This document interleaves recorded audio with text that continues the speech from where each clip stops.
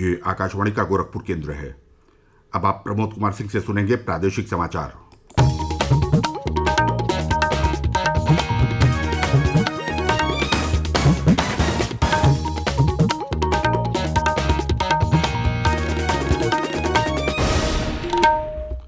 Bulletin में पहले मुख्य समाचार। मुख्यमंत्री योगी आदित्यनाथ ने किसानों की फसलों को नुकसान पहुंचाने वाले टिड्डी दल पर नियंत्रण के लिए प्रदेश के सीमावर्ती जनपदों में विशेष सतर्कता बरतने के निर्देश दिए।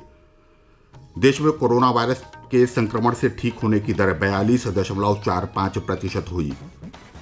प्रदेश में पिछले 24 घंटों के दौरान कोरोना संक्रमण से 167 लोग स्वस्थ हुए। बीमारी से अब तक ठीक होने वालों की संख्या 3,991 हुई। सक्रिय मामले 2,818 और आरोग्य सेतु ऐप से 11 करोड़ 40 लाख लोगों के जुड़ने से ये विश्व का सबसे बड़ा ऐप बना।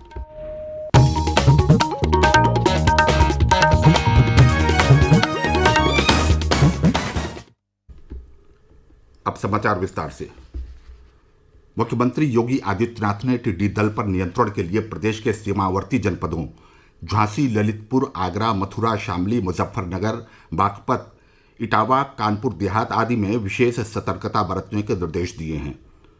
मुख्यमंत्री और कृषि मंत्री ने समीक्षा कर संबंधित जनपदों के जिलाधिकारियों और कृषि विभाग को टिड्डी दल से बचाव के लिए उचित कार्रवाई करने को कहा है। प्रदेश सरकार ने किसानों की फसलों को टिड्डी कीट के हमले से बचाने के लिए नियंत्रण कक्ष स्थापित किया गया है और टीमों का गठन किया गया है। जिला मुख्यालयों पर इसके लिए नोडल अधिकारी नियुक्त किए गए हैं। प्रदेश सरकार ने टिड्डी दल से बचाव के लिए दिशा निर्देश जारी करते हुए किसानों को सलाह दी है कि टिड्डियों द्वारा हमले की स्थिति में एक साथ इकट्ठा होकर ढोल, नगाड़े, टीन के डिब्बे, थालियां बजाकर तेज शोर किया जाना चाहिए। इस बीच झांसी जिले में लगातार तीसरी बार टिड्डी दल ने दस्तक दी है, जिसके चलते जिले के किसानों की चिंता बढ़ गई है। लखीमपुर खीरी और कानपुर नगर के जिला प्रशासन ने टिड्डी दल से किसानों की फसलों को बचाने के लिए आवश्यक दिशा निर्देश जारी किए हैं। मुख्यमंत्री योगी आदित्यनाथ ने इस माह के अंत तक प्रदेश के कोविड अस्पतालों में बेड की संख्या बढ़ाकर 1 लाख करने के निर्देश दिए हैं। लखनऊ में उच्चाधिकारियों के साथ कल लॉकडाउन व्यवस्था की समीक्षा बैठक में मुख्यमंत्री ने कहा कि किसी भी कोविड अस्पताल में बेड की संख्या 100 से कम न हो। इस बीच मुख्यमंत्री श्री योगी ने कल लखनऊ के डॉक्टर राम मनोहर लोहिया आयुर्विज्ञान संस्थान का औचक निरीक्षण किया। इस दौरान उन्होंने अस्पताल में उपचार के लिए आए लोगों से बात की और वहां की व्यवस्थाओं की जानकारी ली।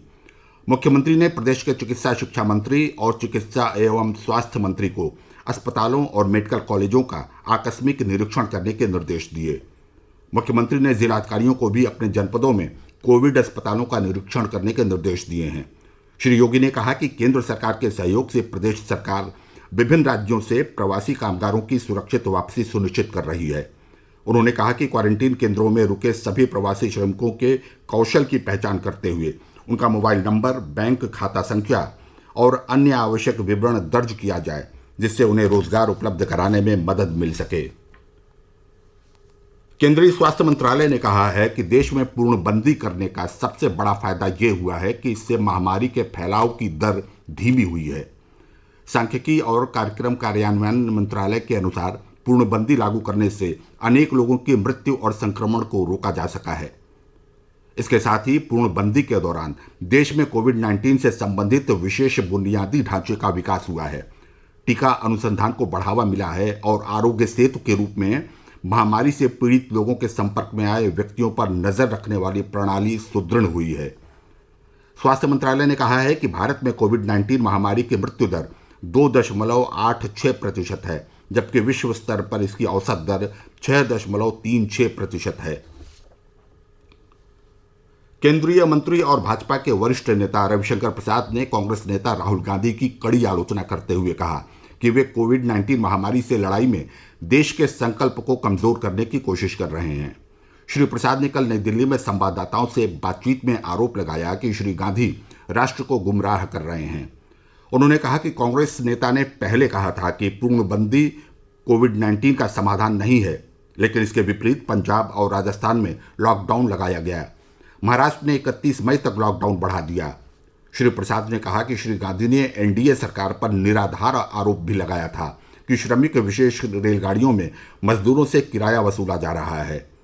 उन्होंने कहा कि सरकार ने कई बार स्पष्ट किया है कि मजदूरों से किराया नहीं लिया जा रहा है। श्री प्रसाद ने कहा कि श्री राहुल गांधी ने आरोप लगाया था कि आईसीएमआर ने खरीद में गड़बड़ी की, इसलिए संस्थान को पहली बार स्पष्ट करना पड़ा कि उसने ऐसी कोई खरीद नहीं की है। श्री गांधी ने राजनीतिक विरोध में ऐसे संगठनों पर झूठे आरोप लगाए। प्रादेशिक समाचार आप आकाशवाणी गोरखपुर से सुन रहे हैं। केंद्रीय स्वास्थ्य और परिवार कल्याण मंत्रालय के अनुसार देश में कोरोना संक्रमित 64,426 लोग उपचार के बाद स्वस्थ हो चुके हैं। स्वस्थ होने की दर 42.45% हो गई है। पिछले 24 घंटे के दौरान 3,935 लोग ठीक हुए। इस दौरान 6,387 लोगों में संक्रमण की पुष्टि हुई है।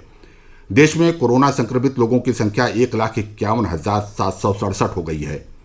स्वास्थ्य मंत्रालय ने बताया कि पिछले 24 घंटों में इस महामारी से 170 लोगों की मौत हो गई।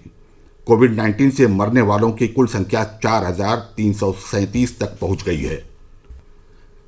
प्रदेश में पिछले 24 घंटों के दौरान कोरोना संक्रमण से 167 मरीज स्वस्थ हुए हैं। राज्य में बीमारी से स्वस्थ होने वालों की संख्या 3,991 हो गई है। वहीं 269 नए मरीजों में संक्रमण की पुष्टि होने के बाद प्रदेश में कोविड-19 के सक्रिय मामलों की संख्या 2,818 पहुंच गई है। राज्य में अब तक कुल 6,991 लोगों में कोरोना संक्रमण की पुष्टि हो चुकी है। कल 5 लोगों की मृत्यु हुई, जिससे बीमारी से अब तक मरने वालों की संख्या 182 हो गई है। प्रदेश के स्वास्थ्य सेवा निदेशालय की ओर से कल शाम जारी विज्ञप्ति में बताया गया कि पिछले 24 घंटों के दौरान प्रदेश में सबसे अधिक 29 मरीज हापुड़ में मिले। अयोध्या में 23, जौनपुर में 17, मुरादाबाद में 14, लखनऊ मेरठ में 13, गाजियाबाद मुजफ्फरनगर में 11 और संभल में 10 लोगों में कोरोना संक्रमण की पुष्टि हुई। कोविड-19 महामारी से निपटने में आयुर्वेद की भूमिका विषय पर लखनऊ में आयोजित वेबिनार में बोलते हुए प्रदेश के आयुष मंत्री धर्म सिंह सैनी ने कहा कि आयुर्वेद के नियमों का पालन करते हुए हम कोरोना संक्रमण को नियंत्रित कर सकते हैं। वेबिनार का आयोजन राजकीय आयुर्वेद महाविद्यालय और आरोग्य भारती द्वारा किया गया था। राजकीय आयुर्वेदिक कॉलेज एवं चिकित्सालय के प्रधानाचार्य डॉक्टर पीसी सक्सेना ने बताया कि वेबिनार में प्रदेश के आयुष विभाग द्वारा विकसित आयुष कवच ऐप की उपयोगिता के बारे में भी जानकारी दी गई। केंद्रीय स्वास्थ्य मंत्री डॉक्टर हर्षवर्धन ने कहा है कि आरोग्य सेतु ऐप कोरोना रोगियों के संपर्क में आए लोगों का पता लगाने वाला दुनिया का सबसे बड़ा ऐप हो गया है। उन्होंने कहा कि सिर्फ 40 दिनों में 11 करोड़ 40 लाख लोग इससे जुड़े हैं। डॉक्टर हर्षवर्धन ने बताया कि ये ऐप सरकार, उद्योग और नागरिकों के बीच तालमेल का शानदार उदाहरण है। सरकार ने 2 अप्रैल को आरोग्य सेतु मोबाइल ऐप जारी किया था। ये ऐप 12 भाषाओं में उपलब्ध है। केंद्रीय माध्यमिक शिक्षा बोर्ड सीबीएसई ने 1 जुलाई से आयोजित होने वाली 10वीं और 12वीं की लंबित परीक्षाओं में बैठने वाले विद्यार्थियों को एक बड़ी राहत दी है। केंद्रीय मानव संसाधन विकास मंत्री रमेश पोखरियाल निशंक ने बताया कि लॉकडाउन के दौरान जो छात्र दूसरे राज्य या जिलों में चले गए हैं, वे वहीं से इन परीक्षाओं में शामिल हो सकते हैं। उन्होंने कहा कि छात्रों को इन परीक्षाओं में उपस्थित होने के लिए अपने पिछले परीक्षा केंद्रों पर जाने की आवश्यकता नहीं है।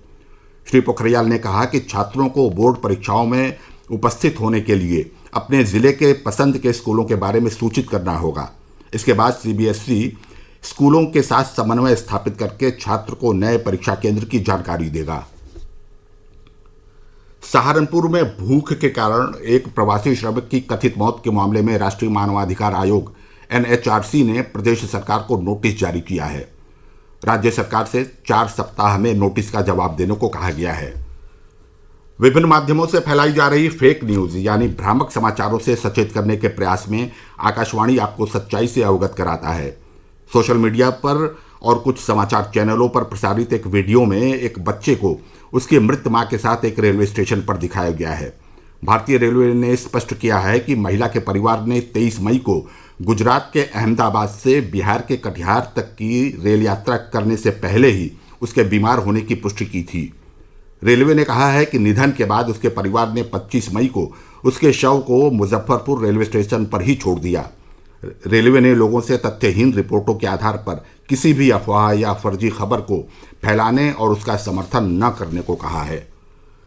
केंद्रीय स्वास्थ्य मंत्रालय ने राज्यों और केंद्र शासित प्रदेशों को सलाह दी है कि वो कोरोना महामारी के दौरान माता और बच्चों का स्वास्थ्य सुनिश्चित करने के लिए कोरोना नियंत्रण कक्ष क्षेत्र में कैल्शियम, जीवन रक्षक घोल, जिंक, गर्भनिरोधक और आयरन की गोलियों जैसी आवश्यक वस्तुओं की होम डिलीवरी की व्यवस्था करें। और अंत में बुलेटिन के मुख्य समाचार एक बार फिर। मुख्यमंत्री योगी आदित्यनाथ ने किसानों की फसलों को नुकसान पहुंचाने वाले टिड्डी दल पर नियंत्रण के लिए प्रदेश के सीमावर्ती जनपदों में विशेष सतर्कता बरतने के निर्देश दिए। देश में कोरोना वायरस के संक्रमण से ठीक होने की दर 42.45% हुई।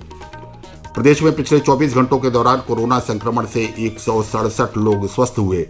बीमारी से अब तक ठीक होने वालों की संख्या 3,991 हुई। सक्रिय मामले 2,818 और आरोग्य सेतु ऐप से 11 करोड़ 40 लाख लोगों के जुड़ने से ये विश्व का सबसे बड़ा ऐप बना। इसके साथ ही ये समाचार बुलेटिन समाप्त हुआ। नमस्कार।